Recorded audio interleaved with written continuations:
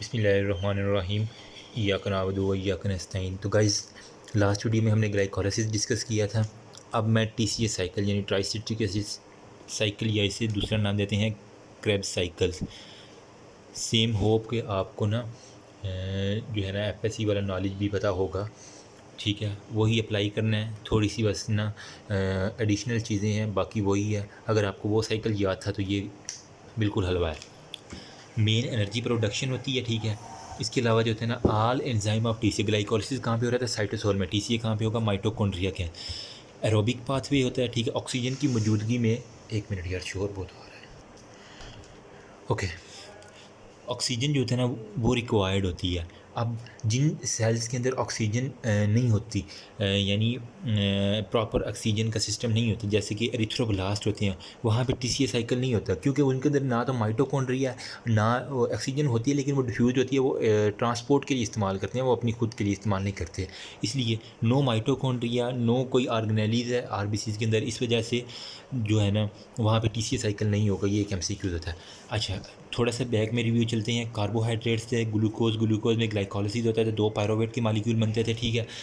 अब पायरोवेट से जनाब जो है ना एसिटाइल कुएँ बनता है, ठीक है, क्योंकि एक पायरोवेट से एक NADH, 2 पायरोवेट से 2 NADH। ये मैंने सारा एडिशनल लिख दिया है, ठीक है। ये पर पायरोवेट ये मैंने लिखा भी है, जिसे ना समझे ये पढ़ सकता है। अब एसिटाइल कुएँ कहाँ पे था? ऑक्जेलो एसीटेट से फिर सिट्रेट बनता है, फिर आइसोसिट्रेट, फिर अल्फा कीटोग्लूटारेट, फिर सक्सीनाइल कुएँ, सक्सीनेट, फिर फ्यूमारेट, फिर मेलेट, फिर ऑक्जेलो एसीटेट। ये साइकिल सारे का सर चलता है। एसिटाइल कुएँ जो है ना वही इंटर होगा टीसीए साइकिल के अंदर। तो मैंने लास्ट वीडियो में एनर्जी जो है ना वो कैलकुलेशन के अंदर बताया था कि कैसे एनर्जी कैलकुलेट करते हैं। एक पायरोवेट जब इंटर होगा जो है ना एसिटाइल कुएँ के अंदर कन्वर्ट होगा, तो फिर वो एक ही टीसीए साइकिल चलाएगा। ग्लाइकोलाइसिस के नतीजे में हमें 2 पायरोवेट है, हमें 2 बार टीसीए साइकिल को घुमाना पड़ेगा। ईजी बात है, कोई इतने रॉकेट साइंस नहीं है। एक अगर पायरोवेट टीसीए साइकिल के अंदर इंटर होगा तो हमें पता है कि 3 NADH, एक FADH और एक ATP जो है ना वो प्रोड्यूस होगा। एक NADH से कितनी ATP निकलती हैं? 3। तो 3 से कितनी निकलेंगी? 9। एक FADH से कितनी निकलती हैं? 2 ATPs। तो एक ATP तो बहुत वैसी है, तो 6। एक मिनट, हाँ ठीक है। यहाँ से 3 है ना यार, तो 9 इसकी आ जाएंगी, 2 इसकी आ जाएंगी और एक ये टोटल जो है ना वो 12 ATPs आ गया। अब ये साइकिल को 2 मरतबा घुमाना, क्योंकि 2 पायरोवेट है ग्लाइकोलाइसिस के नतीजे में, तो टोटल जो है ना वो 24 होंगी। अगर ओवरऑल कैलकुलेट करें तो 6 NADPH बनती हैं एक ग्लूकोज से, ठीक है। टीसी साइकिल में जब होता है 2 FADH बनती हैं, क्योंकि एक मर्द एक ये, और 2 ATP बनते हैं।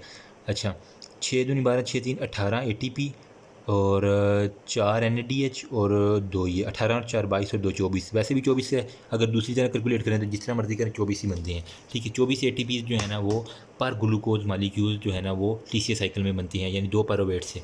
अब स्टेप्स देख लेते हैं इसके थोड़े से। पायरोवेट जो है ना वो एसिटाइल कुएँ के अंदर पहले जो इंटर हो रहा था ना, ठीक है। अब पायरोवेट के अंदर तो कुएँ तो नहीं है, तो कुएँ कहाँ से आएगा? कोई हम आउटसाइड ये कुआँ देंगे, ठीक हो गया।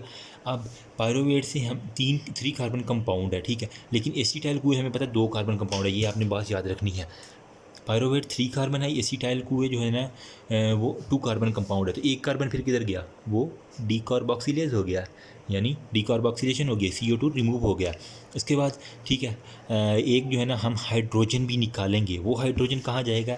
NAD से NADH की ये सिंथेसिस बन गई है। बिल्कुल ईजी सा कंसेप्ट है। अच्छा, ये सारे स्टेप्स करवाने वाला कौन है? कोए को ऐड करवाना, CO2 को रिमूव करवाना, NAD को बनवाना, ये है पायरोवेट डिहाइड्रोजिनेस कम्प्लेक्स, जो मैंने लास्ट वीडियो में आपके साथ ये वाला डिस्कस किया था। इसके 3 कंपोनेंट E1, E2 और E3। अगर आपने वो वीडियो नहीं देखी तो पहले वो वीडियो जाके देखें, फिर आपको ये समझ आएगी।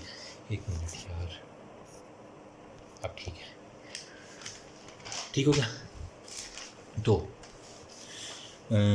हाँ ठीक है, हम ठीक चल रहे हैं, ठीक है। अब पीडीएच कम्प्लेक्स मैंने कहा था E1 था, E2 था और E3 था। पहले इनके जो है ना आपने लिपन कार्ड में नाम देखने हैं। E1 का है पायरोवेट कार्बोक्सिलेज, E2 का है डाई हाइड्रोलिपाइल ट्रांस एसिटाइलेज, अगर मे बी आपको नज़र आ रहा हो कैमरे में, ओके। E3 में जो है डाई हाइड्रोक्सीलिपाइल डीहाइड्रोजिनेज है, ठीक है। ये ट्रांस एसिटाइलेज है, ये है डीहाइड्रोजिनेज। अब इनके वर्क देख लेते हैं। ये जो है ना डीकार्बोक्सिलेशन ये करवानी है E1 ने, डीकार्बोक्सिलेशन CO2 की रिमूवल करवानी है E1 का काम है ये सारे का सारा, ठीक है। उसके बाद जो है ना कुएँ की एडिशन वो करवानी है E2 ने, ठीक है। इसीलिए डाईहाइड्रोलिपॉयल ट्रांस एसिटाइलेज इसका नाम है। उसके बाद जो है ना ये NADH से ये बनवाना ये E3 का काम है। इजी हो गया। E1 का CO2, E2 का कुए और E3 का NADH, ये मैंने सारे का सारा टेबल बनाया हुआ है। इनके नाम जो है डाईहाइड्रोक्सिलिपॉइल डिहाइड्रोजिनेज, ये आपने लिपन गार्ड से अच्छी तरह देख लेना। अच्छा, अब E1, E2 और E3 के लिए कुछ ना कोएंजाइम रिक्वायर्ड होते हैं। आपने अगर वो ना फर्स्ट ईयर की पढ़ी हो ना बायोकेम अच्छी तरह से, वहाँ पे हमें 5 जो थे ना वो कुए कम्प्लेक्स मिलता था जिसके अंदर था NAD, FAT, TTP lipoic acid था और कुए था। वो याद रखने के लिए मैंने जो एक नेट से निमोनिक देखा है ना वो है तुम्हारे लिए कार फ़र्ज़ नहीं। T से TTP, ये जो विटामिन की बात कर रही है ना थाइमीन पायरोफॉस्फेट, L से लिपोइक एसिड, C से जो था ना कुए था, F से FAD और N से NADH। तुम्हारे लिए कार फ़र्ज़ नहीं, बस ये आपने E1 को 1 दे देना, E2 और E3 को 2-2 दे देना। TTP जो होता है ना वो E1 के लिए है, जबकि लिपोइक एसिड और कुए लिए कार वो E2 के लिए, फ़र्ज़ नहीं FAD और NAD E3 के लिए। बस अपने यही बात एक याद रखनी है, हो सो समझ आ गई होगी। उसके बाद जो है ना ये कुछ थोड़ी सी और हैं इसकी रेगुलेशन डीकार्बोक्सिलेशन के मतलब पायरोवेट से एसिटाइल कोई बनता है। मैंने कहा था CO2 रिमूव हुआ, वो किसने रिमूव करवाना था? CO2 E1 ने रिमूव करवाना था। तो वही E1 जो है ना ये लिपन कार्ड में आपको टेबल दिखाता हूँ मैं भी। E1 जो है ना वो उसको आएगा, CO2 की रिमूवल होगी। TTP हमने कहा E1 का कोएंजाइम TTP है तुम्हारे लिए, पहला वाला E1 को 1 मिला था TTP थाइमीन पायरोफॉस्फेट, वो रीजनरेट हो रहा है इधर यूज़ होके एसिटाइल कोई बना रहा है। एसिटाइल कोई बन गया तो ये फिर रीजनरेट हो जाएगा, E1 के पास आ जाएगा। अच्छा, अब एसिटाइल कुएँ को जो है ना E2 का काम शुरू हो जाए। E2 का काम क्या था याद करें, कुएँ की एडिशन करवाना। तो E2 ने क्या करना है, जो है ना लिपोइक एसिड वहाँ प्लस कुएँ की एडिशन करवानी है। एसिटाइल SLS ये जो भी आप समझ लें, ठीक है। अब एसिटाइल कुएँ बन गया, उसके बाद जो है ना E3 की बारी आती है। E3 ने क्या करवाना है, NADH2 या NADH प्लस H पॉजिटिव ये बनवा देना है, जो कि एनर्जी सेंथेसिस के लिए इस्तेमाल होते हैं। वही E3 का काम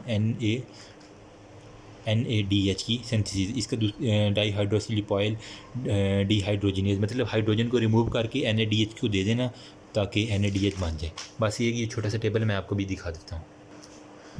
तो गाइस ये देखें, मैंने लिपन कॉर्ड से ही ये टेबल आपको दिखा रहा हूँ। ये देखें CO2 की रिमूवल करवा रहा है कौन, E1 पायरोवेट डीकार्बोक्सिलेज जिसका नाम था। उसके बाद TTP जो थे ना वो रीजनरेट हो रही है, ठीक है। उसके बाद डाईहाइड्रोक्सिलिपॉइल ट्रांस एसिटाइलेज आ गया, ठीक है, यानी E2। इसने क्या करवाया हुआ है, ये कुएँ की एडिशन करवा रहा है, ठीक है।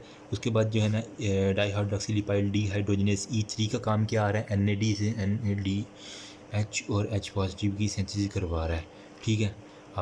ये FAD से FADH बनता है और NAD से NADH पॉजिटिव, ये सारे ये टेबल वही मैंने शॉर्ट फॉर्म में आपको ये दिखा दिया। होप सो आपको समझ आ गई। If you have any query you can ask me. Thank you so much.